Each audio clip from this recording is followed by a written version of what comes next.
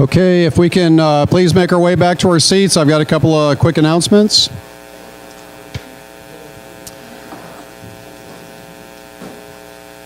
First announcement, John gets a piece of candy from Randy. I think he's got an old one in one of his book bags that has lint all over it, but John gave me his first 2 questions for the staff appreciation, so please give me your questions tomorrow. You know those questions? It's on Facebook. Anyways, any 2 questions that you can think of from the Old Testament that the staff should know, or from lecture, or from your reading groups, discussions, just it's a fun, any 2 random questions from the Old Testament or from lecture. We're going to have a little Q&A with the staff out at our field trip next week. So just any quick 2 questions that you can give me by the end of the class time tomorrow. Next one, we need to know anyone that would be interested in joining Pine for the China outreach by Monday afternoon, Monday at noon. We would like to know if you're interested so we can start assembling that and getting it approved through the campus and the University of the Nations as a legitimate outreach. So pray about it and ask the Lord, and maybe over the weekend you can go to a Chinese restaurant. Yeah.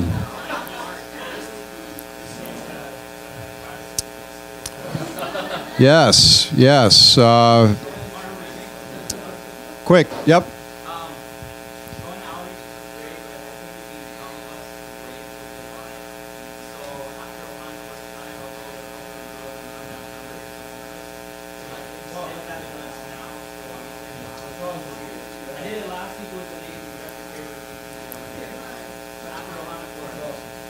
Okay, where can they meet you after Ohana Court? Okay, the opposite side of the bathroom, so the back corner, opposite side of the bathrooms there. Look for Stephen after Ohana Court and go feed the homeless and pray, give words, and amen. Thank you for doing that, Stephen. John. It's going to be all outside class time. So yes, look at your group members, and that is something you're going to be putting together outside class time. I have, your special assignment this weekend is cost of the call. So what Joe was saying, what others have mentioned, I think Joseph had talked about, really just looking at Jeremiah, Ezekiel, Hosea, all the prophets that we've read thus far, and the cost of the call on their lives. And we don't want you to just write down, sacrifices that they made or how hard their life was. That's good if you can condense that, but then also look inward and apply it to, the cost of the call that God may be asking you to make in your life and what that might look like, okay? So it's applicational as well as, what you learned from the prophets, okay? Joe, if you can come back up, Ellie. Just so everyone knows, I'm leaving tonight to go to California, and I'll be gone for 5 days. I'm coming back Wednesday afternoon. So just so you know, you can prepare yourselves. Get get a buddy, get some tissues, and hug a cat, and yeah. Right.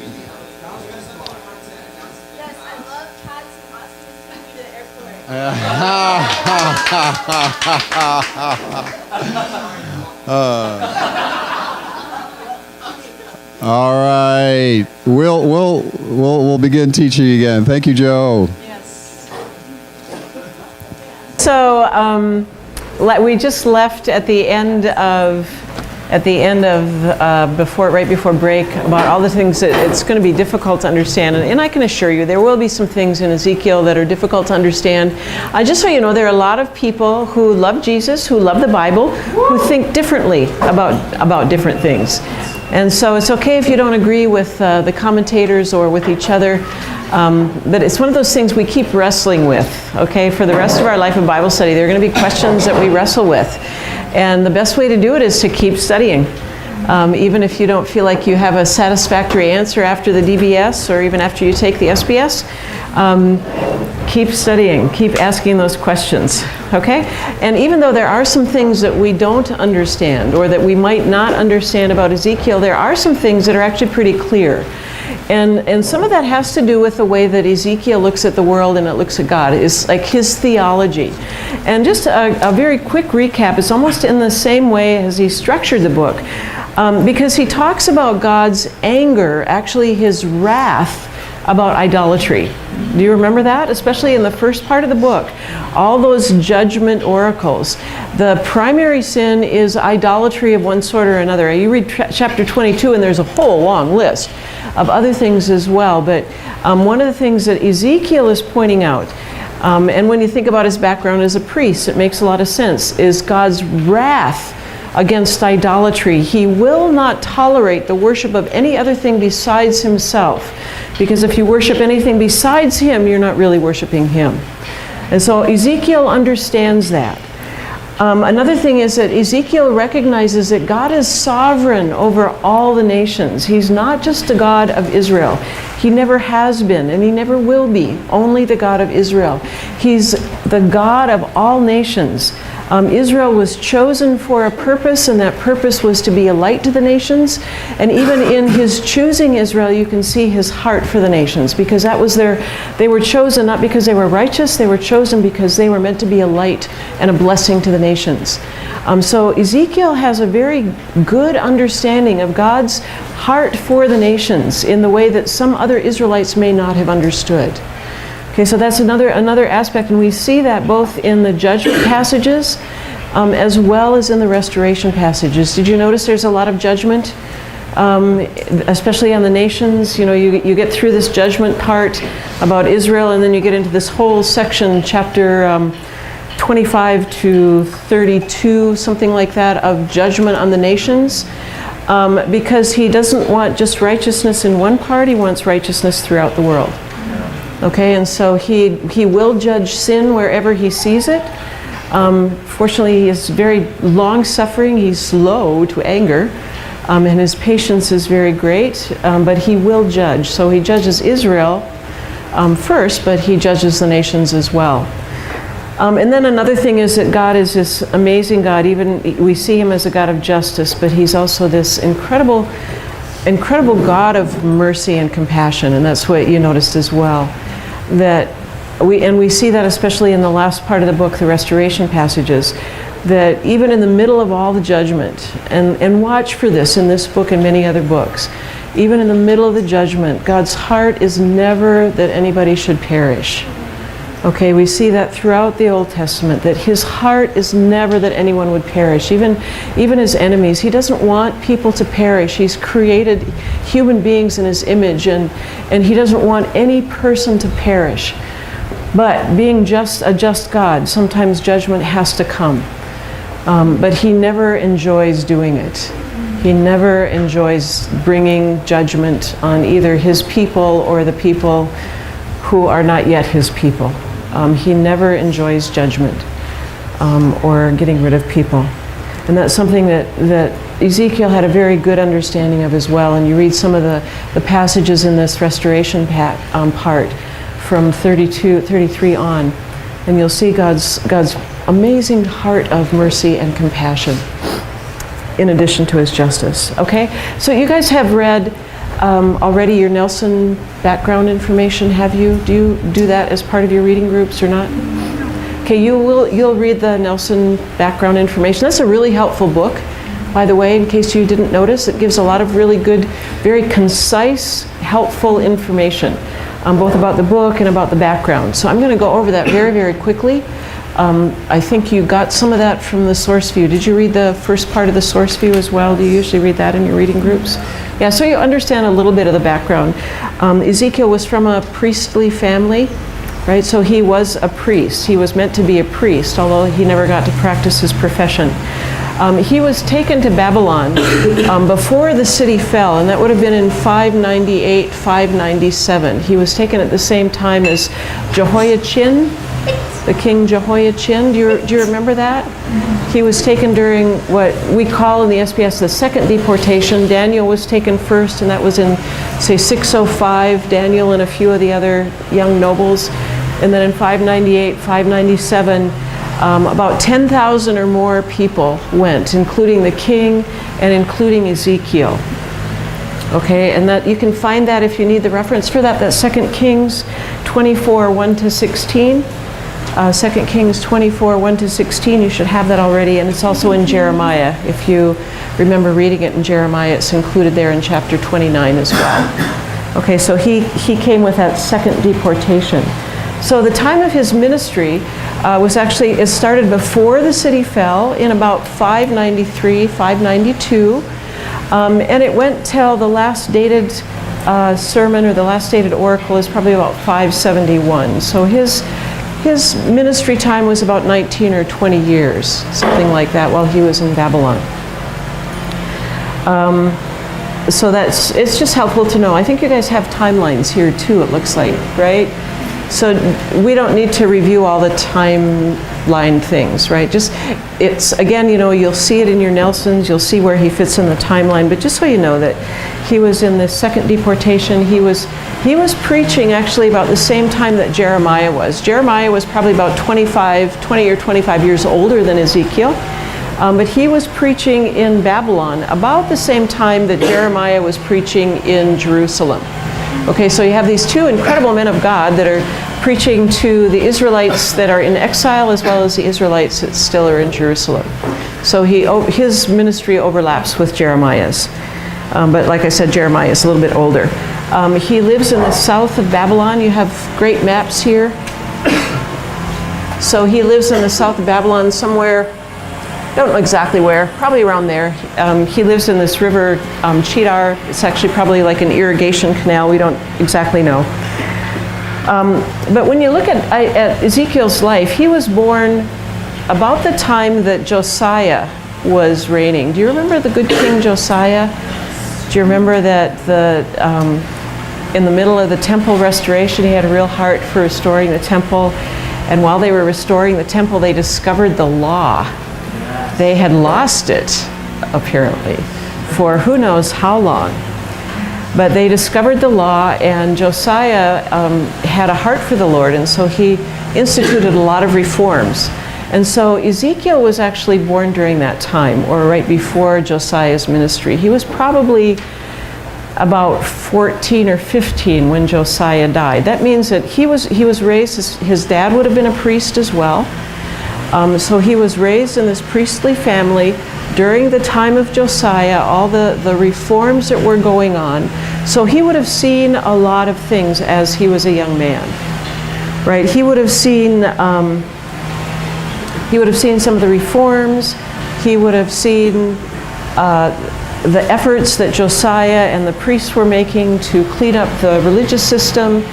But he also would have seen a lot of the moral failings. Do you remember reading in Jeremiah about the sins, even during the time of Josiah? Even though Josiah had brought in reforms, most of the people themselves weren't being reformed. And so this is something that Ezekiel as a young man would be seeing. He'd be seeing this contrast, between what Josiah and some of the priests wanted and many of the people, and then what was actually happening on the ground. Idolatry, terrible immorality, a lot of corruption, greed, bribery, pretty much the story of human beings, right? And then before he ever got to start practicing as a priest, he was taken into exile, as I mentioned, in about 598, 597. He was 25 when he was taken into exile.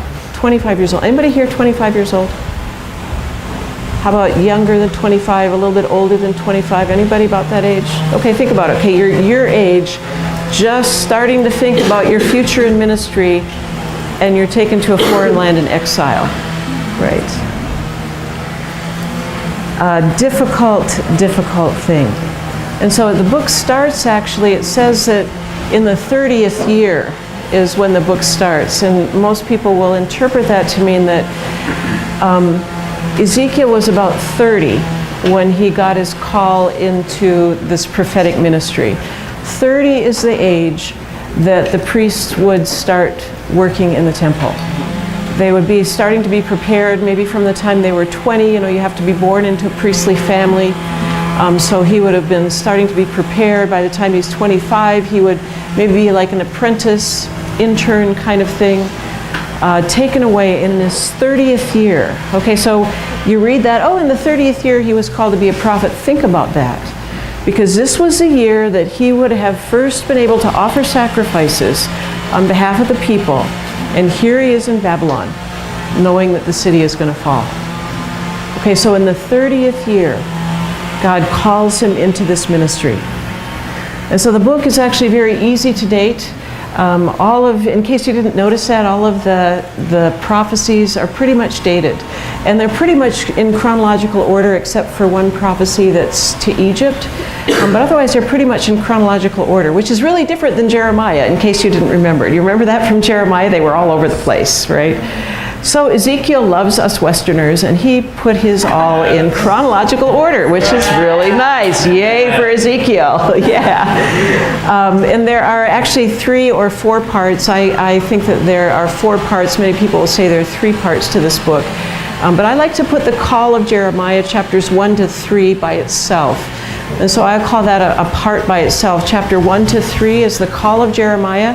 That's where he has the vision of the mobile throne. You remember that? So the call of Jeremiah, chapters 1 to 3. Sorry? Ezekiel, Jeremiah. Oh, sorry. Yes, I'm thinking Jeremiah. I meant Ezekiel. Good listening skills. Just testing to make sure you're paying attention. Very good. So yes, Ezekiel. Ezekiel is the guy that we're studying right now. So Ezekiel chapter 1 to 3 is his call to ministry. And then chapter 4 to 24, there are all the oracles and all the parables and all these enacted symbols and all these crazy things that Ezekiel does, proclaiming judgment on Israel because of their unrelenting sin. Right? I mean, this isn't something that snuck up on anybody. This is something that's been happening for a few hundred years, and now the time has come. God is going to bring judgment. So Ezekiel spends from chapter 4 all the way through chapter 24 pronouncing judgment in many, many different ways on the nation of Israel because they deserve it. And then chapter 25 to chapter 32, this is the section where he's pronouncing judgment on other nations. It's interesting if you look at it, it goes in kind of a clockwise way around, starting with Ammon, and then clockwise through Moab and all the way around the nation, ending up in Egypt though, actually. But the unusual thing about these judgments is there's no judgment on the nation of Babylon, which is sometimes we miss the things that are not there. But there's no judgment issued on the state of Babylon or the empire of Babylon, which is, and then as a good Bible student you ask, well, why would that be? So that's a good question that I'll lead you with. Why doesn't he pronounce judgment on Babylon? Sorry, question? Yeah, a good question is why doesn't he pronounce judgment on Babylon, even though he's pronouncing judgment on everybody else, it seems like, in the whole world, but not Babylon? And then chapter 33 to 48, this is the chapters or the section of the book that we normally would call restoration, the restoration passages. Have you had that in other prophets as well? You have judgment at the beginning and then restoration at the end. Yeah, it's a very similar pattern here. Judgment at the beginning, and now from chapter 33 on to the end of the book is a part that we would call the restoration passages. Okay? Now in that there's also a bit of judgment on Edom, and there's this whole thing of this story about Gog and Magog, but it fits into the restoration passage because it's bringing restoration to Israel, and those are people that they're concerned about. Okay? So that's very easy, quick way to look at the book. You'll find it in Nelson's as well. And so we don't need to go over the timeline then, right? I just want to make sure you understand the timeline. The first deportation was at the Second Battle of Carchemish, and that's when Daniel and some of the elite went, and that was 605. This second deportation is when then the king Jehoiachin and Ezekiel and many of the other nobles and important people in the city, 10,000 at least, were taken at the time, as well as the temple vessels. When you read the account in Kings, you'll find out they took the temple vessels as well. They looted the temple, basically. And this was before the king before the city actually fell. And so he was taken when he was about 25 years old, and his prophecies start when he was 30. Okay?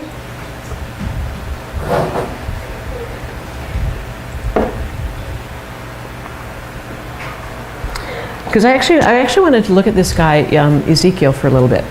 Okay? One of the things that I find really, really cool is to look at the authors of these books, to look at the people that are behind these books. I'd encourage you, after the DBS, this is one thing that you can do. It takes some interpretation skills, maybe, but think behind the scenes. Think about what these people might have been thinking.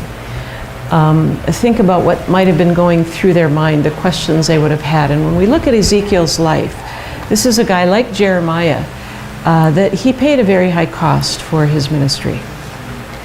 I mentioned that he was preparing to be a priest, so he was exiled when he was 25 years old, 5 years before he would have finally been able to offer sacrifices in the temple. 5 years. And so you can imagine, he's taken away, maybe taken away from his family. He's taken away from everything that he thought was in his future. I mean, he was planning a lifetime in the priesthood.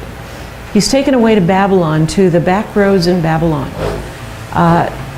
assuming that he's never going to go back because he has these pictures in his head about the destruction of Jerusalem.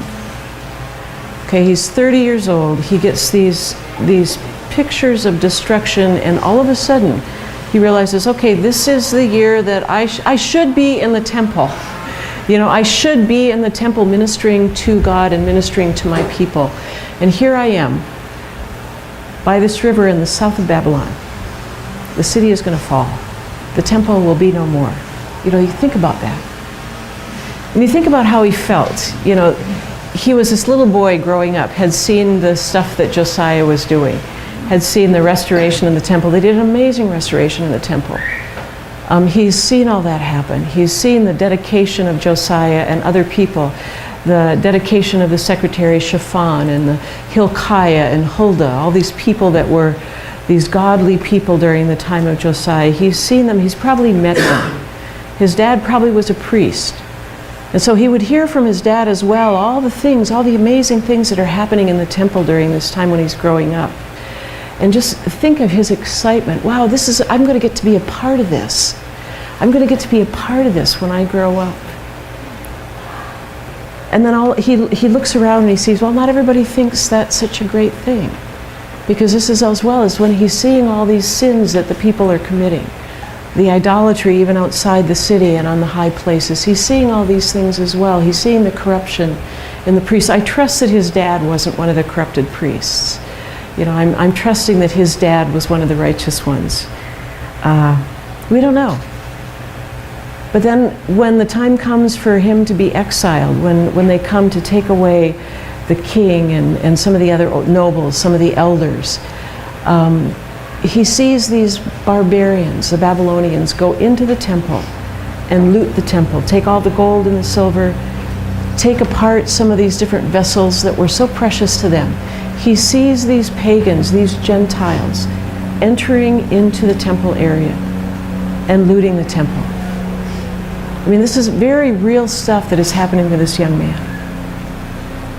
You know, he's studying the Torah as he grows up. He knows what the law has called the people to do. He knows the holiness that's expected of them, the way that they're meant to be really different from all the other nations. He looks around himself sometimes and probably doesn't see that. But this is all in his heart. You know, I believe he's had a love for the Lord since he was a little guy. And he reads the Torah and finds out God has great compassion, but that also God is a God of justice. And he sees the sin that his people are committing. And he's taken when he's 25 he sees the city fall not too long after that. His wife dies. And everything that he thought he had was taken away. Basically, his whole identity was taken away, especially when the city fell. It's like, first his identity as a priest was taken when he's taken into exile. His wife is taken away. You know, we don't know the cost that he paid in terms of the family that he left behind. You know, anything else that he left behind, but he certainly left his dreams and visions behind. You know, and this was God's call in his life. When he's 30 years old, God says, I'm calling you to be a prophet to my people. And if I was Ezekiel, I would be thinking, yeah, thanks a lot, Lord. You can call me to be a prophet, but this isn't really what I was expecting. You know, I wasn't really expecting to have to give up my homeland, give up my identity, give up my profession. I really wasn't expecting that. You know, yeah, I appreciate the call, but thank you that you've taken everything away from me. You know, is that the kind of thought that Ezekiel would be having? I don't know. But you think of the price that he paid. And it was a call of God in his life. But it was a very steep price that he paid. And because sometimes I think, okay, what would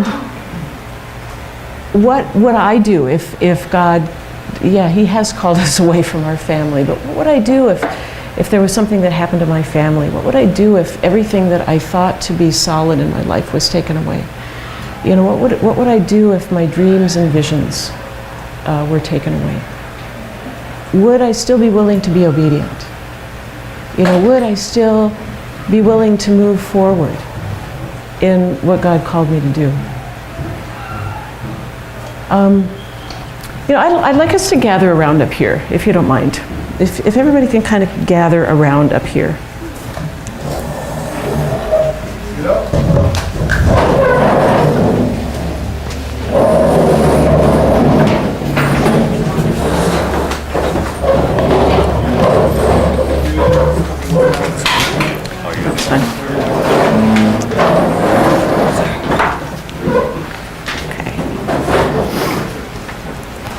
You know what I have here? Our dreams and our precious things. Think about what Ezekiel did. Here's a dream, the dream that Chance had in his precious family. This is Ellie's. This is James. Joshua.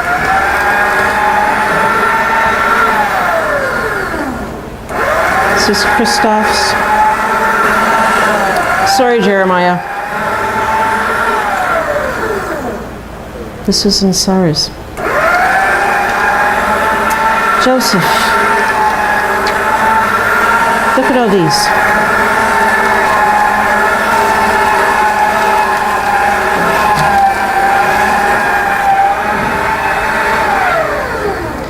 All of our precious dreams and visions, all the things that are meaningful to us.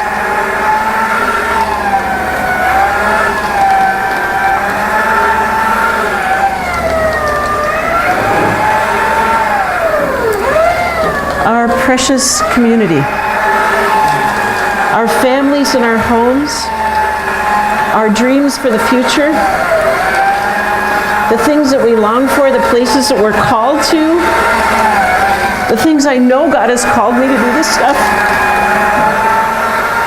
My family, my country, my identity.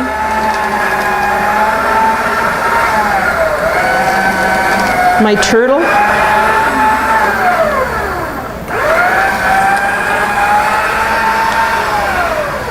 That's Ezekiel. That's Ezekiel. This is what he did. And he didn't give up. He didn't give up. Even though all of his dreams, his precious things were taken away, that he was obedient to the end. You know, it's hard for me. I mean, I just shredded up my little turtle. You know, and that's very real to me. This turtle is very precious to me, and I shredded it up, and that's even hard to do. Can you imagine?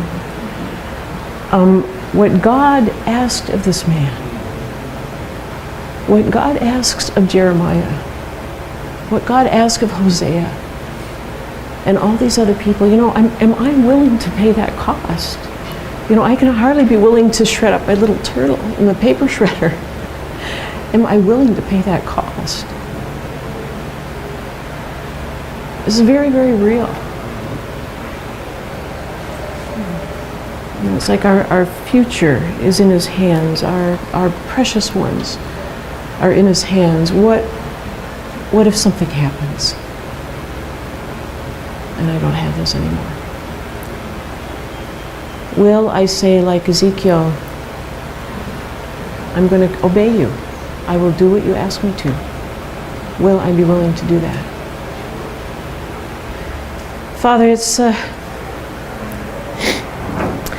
such a difficult thing. But Father, we know that you are a loving and a gracious God, that you are full of mercy and full of grace. And Father, what we long to do is we long to serve you with everything that you've given us, with everything that we have, everything we are. Father, we long to serve you. And Father, I pray that when the time comes, and I know it will come, Lord, that when the time comes that you ask us to lay those things down at your feet, Father, I pray that we would do it with deep gratitude for who you are,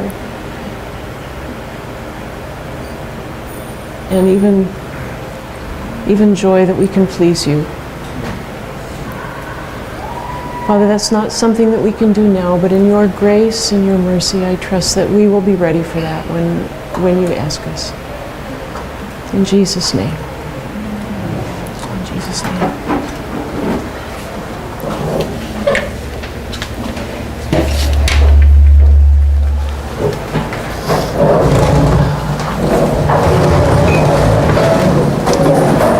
Hey, can we just take a 2-minute stand-up break for a couple minutes? Okay, let's take a couple-minute break.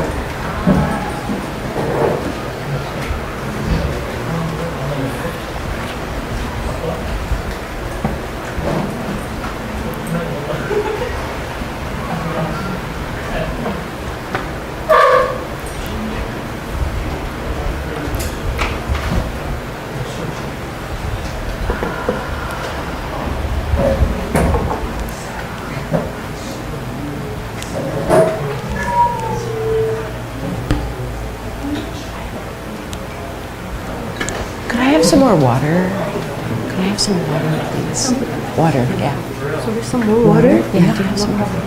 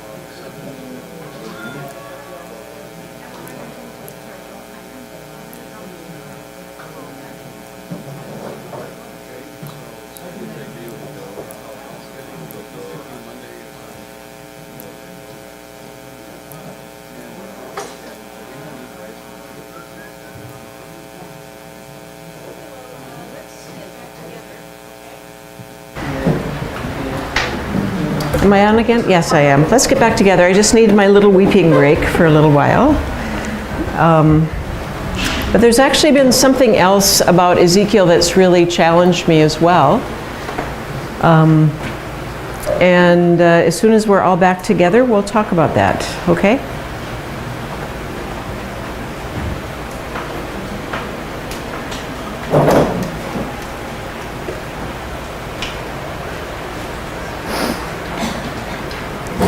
Because one of the things that this was actually part of Jeremiah's call as well. But Ezekiel had the same kind of experience. You remember when Jeremiah was called, that God said, hey, I've got this message for you, and nobody's going to want to listen. They'll try to kill you probably. You're not going to accomplish anything. Do you remember that? That was kind of my paraphrase of Jeremiah's call, right? And it's actually kind of similar in Ezekiel. Because God told him, when he first called him in chapters 1 through 3, he told him, okay, I'm sending you to a people that's rebellious.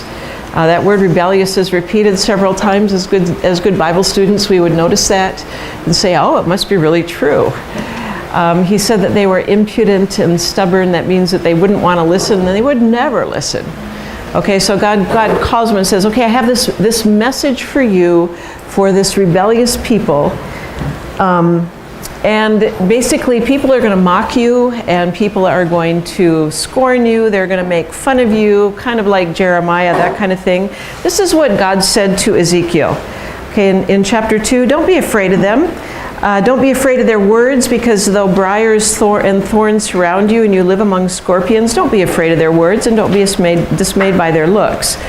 And you'll speak my words to them, whether they hear or refuse to hear. And he repeats that a couple of different times. So you get the idea already that God is preparing Ezekiel for an audience that isn't going to be very receptive, right? This is a rebellious house, and you're going to preach to them whether they hear you or not. And so that means they're probably not going to listen. And then he talks about the briars and the thorns and the scorpions. You know, again, you get the idea. This may not be an easy calling, that there's going to be some difficulty involved in it. And then he says in chapter 3, he says, hey, these people have not listened to me. They're certainly not going to listen to you, right? I mean, this is what God says to Ezekiel. And so basically what God is saying is, okay, I'm giving you this message that people are going to hate. They're going to hate this message. They won't want to listen to you. And they're going to basically ostracize you, and nothing is ever going to change because these people are just so stubborn. They're not going to change. Are you okay with that kind of ministry? You know, no matter what you do, they're not going to change anyway, so just get used to the idea, you know. But it doesn't seem like he had a lot of choice either. Because do you remember that one of the things that God said is he's calling him to be a watchman on the tower. And he said, okay, if there's danger coming for these people, and if you don't tell them and they don't repent, if you don't tell them, then their blood is going to be on your head. Right? Do you remember reading that? He told them that a couple of different times in this book. Okay, so it's sounding like he may not have a lot of choice in this matter, because if he doesn't tell the people this message of judgment, then when they die, it will be considered like murder for him. But if he does tell them this message that they're going to hate, even if they don't turn, then their blood will be on their own heads. Okay, so this is a kind of call that Ezekiel has. So when he gets into it in this 30th year, he knows already this is not going to be an easy task. It's kind of like Jeremiah had that same idea, that people aren't going to like what you say. And then God makes him do, well, it sounds so hard, but God called him to do all these really crazy things. Do you remember all the crazy things? We call them enacted symbols. Do you know enacted symbols? You've seen them already in Jeremiah. I think he did a couple. The Rechabites, the pottery and the clay, the buying the property, all those are like enacted symbols. And Ezekiel does some really, really crazy ones, okay? And as somebody over here mentioned, if he was doing these today, we would probably lock him up as a crazy man. Because first he plays with toys in the middle of the street. He does his siege works, you know. And can't you imagine I imagine a little boy with his trucks and his walls and everything, but he's doing this siege works on the street in front of everybody. And then he's supposed to lie on his side. Do you remember that? First he lies on his left side for more than a year, and then he lies on his right side, okay? And just out in public, all day long, it sounds like. And also he made bread to eat. You know, he had this bread that he was supposed to make. And the thing was that he was supposed to bake his bread over human excrement. Nice euphemism there. Dung is what it's called in my version. I don't know what it's called in your version. There are a lot of other words we could call it, but he was told to bake his bread over this stuff, right? Now, of course, being a priest, he would know that, and I mean, you're not meant to be touching that stuff. That's unclean, right? So he asked God, and God said, okay, well, you can do it over cow dung instead. So, but still, he was supposed to be baking this bread over cow dung, and he was eating that as a sign to the people. And then there was this thing about head and beard. Do you remember him shaving everything off, shaving his head and his beard? I mean, this is really crazy stuff that he's doing. And then a third of it blows to the wind, a third of it is cut up by the sword. He saves, a third of it's put into the fire, and he puts a little bit in the hem of his garment, just a little bit in the hem of his garment. You remember that? I mean, that's a really crazy thing to do. And then he's mute for a time. I mean, that's, you know, he's not allowed to talk unless the Lord gives him a word. I don't know what he was able to say when he was at home, but he wasn't allowed to talk. And then he was supposed to prepare for exile. Do you remember that? He had to dig through the wall, pack a bag, and then dig through the wall and rush through the wall. Remember, I mean, this is stuff that this guy is doing out in public. The guy has no shame. You know? I mean, this is really amazing stuff that this guy does. And it gets to the point, like, they never listen, just like God said, they never listen. But they start treating Ezekiel like he's an entertainment. Do you remember that? You know, that, oh yeah, no, we don't care about his message, but let's go see what that crazy prophet is doing today. Maybe he's got something that he can show us. It should be fun. They didn't have TV in those days, they had Ezekiel instead. Something like that. But he preaches these messages of really hard judgment. You know, I mean, this is the judgment that the people of Israel deserve because of their idolatry, because of the corruption, because of the greed, because of all the long list of sins that you read through this in this book. Because of that long list of sins, they deserve judgment. So he brings this very harsh message, and it sounds very blunt. He doesn't cut any corners, really, but he's very strong about this word. And so this is the message that he's delivering, and then his wife dies. You know, his wife dies, of all things. In chapter 24 it says, "And with one blow, I'm about to take away the delight of your eyes." With one blow, the delight of your eyes. He's also called his heart's desire, the joy and glory, his heart's affection. And he's not allowed to mourn.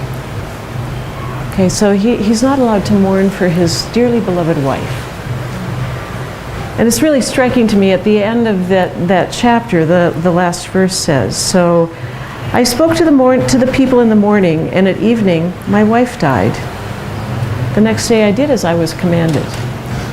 His command, you know, to continue to preach these very hard messages of judgment, to do these really crazy things, and to do it for a people that's not even listening, that doesn't really care, that he knows are not going to change. And then his wife dies. This is in addition to all the other stuff that he's lost. And so you think of this guy, this faithful, obedient prophet. And the thing that really challenges me was that there was no reward, really, in his ministry for all this, was there? I mean, there was no reward. You don't see anybody patting him on the back and saying, "Good job, Ezekiel. Wow, that was an awesome play that you just did." I mean, nobody really does that. And you certainly don't see any success in his ministry, do you? I mean, he gave up all this stuff. He does all this crazy things. People think he's just a fool, basically this crazy guy. People are not listening to his message. He gets no reward for this. And in addition, people are calling him, you know, they're mocking him, they're scorning him, they're not listening. He sees absolutely no fruit to his ministry. Maybe a few people. I think there were a few people. But you think he's devoted all this time, say 19 years of preaching this message. 19 years, and how much fruit does he see? And this is something that really challenges me as well. Because I think of Jeremiah as well, the same kind of situation. Jeremiah's called, he knows people aren't going to listen to him. He's taken away, he dies in Egypt, right? And here we have Ezekiel. He is exiled. He preaches to these people that never change. The city falls. And then we don't know what happened to him after that. But his last message, he was probably about 50 when he preached his last message. The return wouldn't be for another 33 years. We don't know if he went back to Jerusalem. At 83, he could have. But I don't know if he did. But through that whole time, can you imagine him thinking, okay, I've devoted my life to this. I devoted the best years of my life. I've sacrificed so very much. I've sacrificed my calling. I've sacrificed everything that was meaningful to me. I've been mocked. I've been scorned. People haven't listened to me. People haven't paid any attention to me. What value has this ministry had? I think Jeremiah was asking some of the same questions. I mean, why bother doing this? I mean, this was not successful, right? He preached, he gave up, he did all these crazy things. There wasn't much turning away from sin. The judgment still came. I mean, that to me doesn't sound like a very successful ministry. I mean, his ministry, Jeremiah's ministry, Hosea's ministry, the city still fell, the people were exiled. It wasn't very successful. Now, Jonah, now that was a successful ministry, right? I mean, Jonah just preaches a few words in Nineveh. The whole city repents. Now that's success, isn't it? Right? Ezekiel, Jeremiah didn't enjoy that kind of success. But how are we defining success here? Were Ezekiel and Jeremiah and Hosea, were they successful in their ministry? Why? Why were they successful in their ministry? They were obedient. They were obedient. So God calls us to be obedient. He doesn't call us to be what we would call successful. And this is something really important for people like me, for people like you guys as well. I know some of you have been in ministry for a long time. Some of you are on the road to start a ministry. Some of you are just being trained for future ministry. And there will be times when you don't see any fruit to your ministry. No matter what it is that you're doing, there will be times that are very, very dark, very unfruitful, very hard. You may have to give up some things. It may cost you something. You may keep working and working and working and never see anything change. Are we willing to devote 5 years to that? Are we willing to work 5 years before we see any fruit? Are we willing to work 10 years before we see any fruit? Are we willing to work 25 years and not see any fruit? Are we willing to work a whole lifetime and not see any churches planted, not see any converts, not see any great revival, not seeing much discipleship, not seeing our ministries develop? Are we willing to do that even for a lifetime? I mean, this is in addition to the cost of the call, and maybe it's part of it. We may give up some things. We may give up families. We may give up houses and cars and motorcycles and stuff like that. But we would expect some reward, wouldn't we? I mean, when I give up something, I would like to see some kind of return on that. But what if we don't? What if, in the world's terms, that our ministry is totally unsuccessful? And by that, I mean no churches, no converts, no great ministry. That's how the world defines success, right? What if our supporters look at our work and say, wow, you haven't done anything. I'm going to support somebody else who really has a successful ministry like Jonah. What if that happens? Are we so sold out to the call of God that even without that kind of success, that we're willing to continue to pursue His will? Again, I was so challenged when I thought about Ezekiel and Jeremiah in this way. They gave up so much and saw so little in return, at least in their lifetime. Because, I think